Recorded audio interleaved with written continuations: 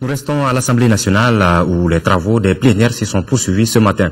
Les députés ont en effet voté 3 projets de loi. Il s'agit des projets portant ratification de l'accord de prêt signé entre le Mali et Export-Import Bank of Korea pour le financement partiel du programme de développement de l'irrigation dans le bassin du Bani et à Selengue et celui portant création de l'Agence nationale de la météorologie et le projet ratifiant la convention de la création de l'Agence de gestion et d'exploitation de la navigation sur le fleuve Sénégal. Agali Aguissa. 3 projets de loi ont fait l'objet de votes à l'hémicycle à l'occasion de cette séance de plénière de ce vendredi. Le premier est celui portant ratification de l'accord de prêt signé entre le Mali et la Banque Export-Import de Corée, Export-Import Bank of Korea. Il s'agit d'un projet de financement partiel du programme de développement de l'irrigation dans le bassin du Bani et à Selengue.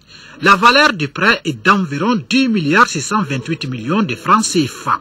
Le projet de loi voté à l'unanimité par les 89 députés présents va contribuer à la promotion du secteur de l'agriculture. Au total, il est attendu du programme en phase de croisière une production additionnelle de 52 000 tonnes de riz paddy, 3 620 tonnes de légumes, 588 tonnes de viande bovine, 6 millions de litres de lait et 880 tonnes de poissons. Le deuxième projet à l'ordre du jour est celui portant ratification de l'ordonnance autorisant la création de l'Agence nationale de la météorologie, dénommée Mali Météo. Les 102 députés présents ont adhéré à cette initiative en l'adoptant.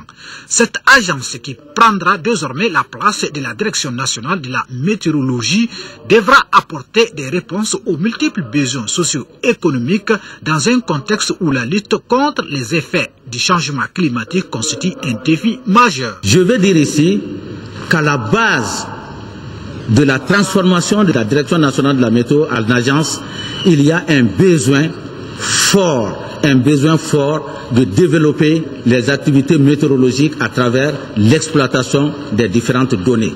Le projet de loi portant la création de l'Agence de gestion et de l'exploitation de la navigation sur le fleuve Sénégal, SOGENAV, a été également voté à l'unanimité par les 109 députés présents au moment du vote. La réalisation du projet va coûter 49,229 milliards de francs CFA à l'OMVS. Le projet va permettre l'aménagement et le balisage de 905 km entre Saint-Louis au Sénégal et Ambi-Dedi au Mali, la construction des ports fluvio-maritimes dans ces villes et des espaces d'escale dans plusieurs villages riverains du fleuve situés dans les pays membres de l'OMVS.